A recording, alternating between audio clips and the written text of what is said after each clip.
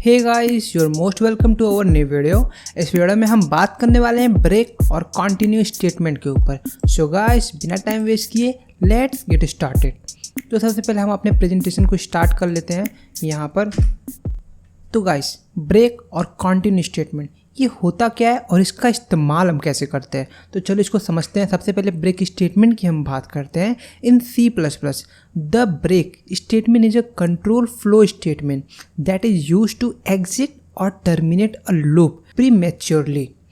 यहाँ पर देखो, जब भी हम ब्रेक स्टेटमेंट का इस्तेमाल करते हैं प्रोग्राम में, तो जहाँ पे वो कंडीशन मीट होती है प्रोग्रामिंग के अंदर, वो ब्रेक स्टेटमेंट क्या करता है, प्रोग्राम को तुरंत एग्जिट करके प्रोग्राम बंद कर देता है। यहाँ पर loop as well as within switch statement when the break statement is encounter inside a loop, the loop is immediately terminated and program execution continues with the statement following the loop.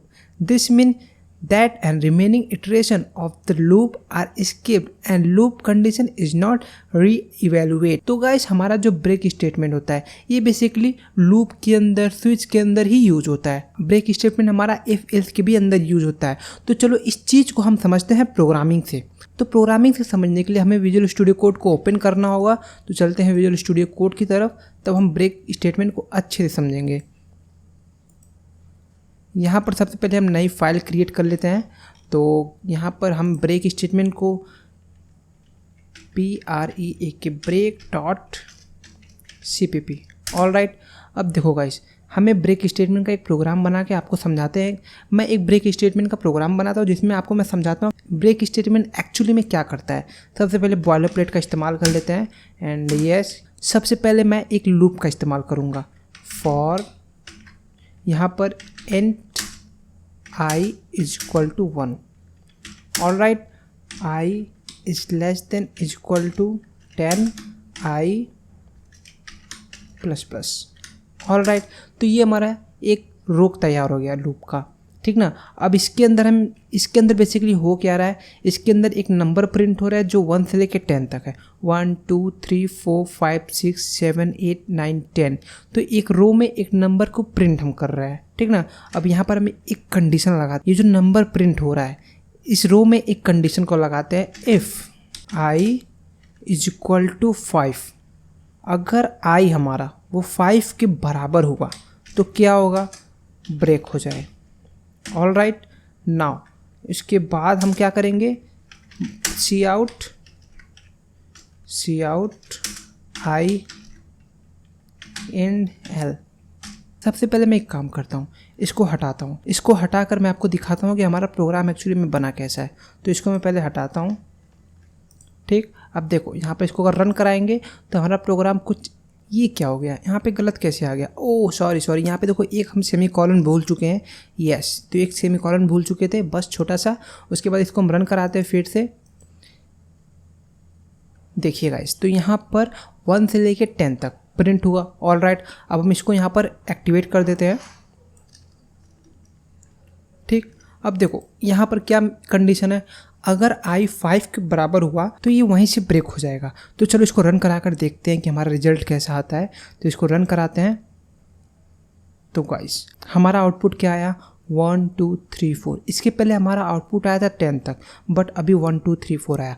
क्यों? क्योंकि हमने यहाँ पर statement दिया था, एक condition दी थी कि अगर I इज इक्वल टू 5 होता है तो ये वहीं से ब्रेक हो जाएगा। तो 5 से ही ब्रेक हो गया और उसके बाद प्रोग्राम चला ही नहीं। उसके बाद वो डायरेक्ट प्रोग्राम वहीं से ख़त्म हो गया, इटरेशन ख़त्म हो गई, ठीक ना गाइस। तो यही है ब्रेक। ब्रेक का काम होता है प्रोग्राम के इटरेशन को वहीं से बंद करके। तो जो मैंने अभी आपको बताया, इस चीज़ का मतलब यही होता है कि break statement is encountered inside a loop, the loop is immediately terminate, loop तुरंत टर्मिनेट हो जाएगा and program execution continue with the statement following the loop. Alright, this mean that remaining iteration of the loop are skipped. इसका मतलब कि उसके आगे का जो रिमेनिंग बचा हुआ, जैसे अभी 5 के आगे का जो बचा हुआ था, वो सारे के सारे स्किप्ड हो जाएंगे। The loop condition is not reevaluated. इसका मतलब कि ये हमारा जो लूप है ये दोबारा से रन नहीं करने वाला। ऑलराइट, तो गाइस यही हमारा था ब्रेक स्टेटमेंट। अब नेक्स्ट हम चलते हैं कंटिन्यू स्टेटमेंट पे।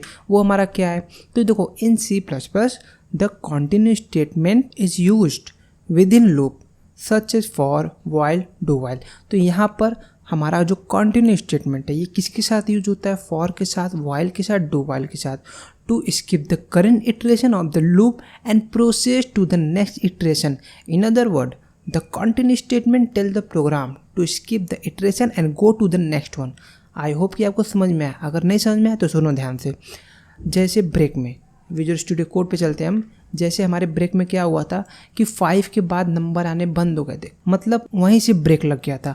अगर हम जस्ट यही ब्रेक को हटाकर यहाँ पर कंटिन्यू कर दें, ठीक, सब कुछ सेम रहने दें और यहाँ पर इसको कंटिन्यू कर दें, ऑलराइट। अब देखो गाइस क्या रिजल्ट आता है हमारा।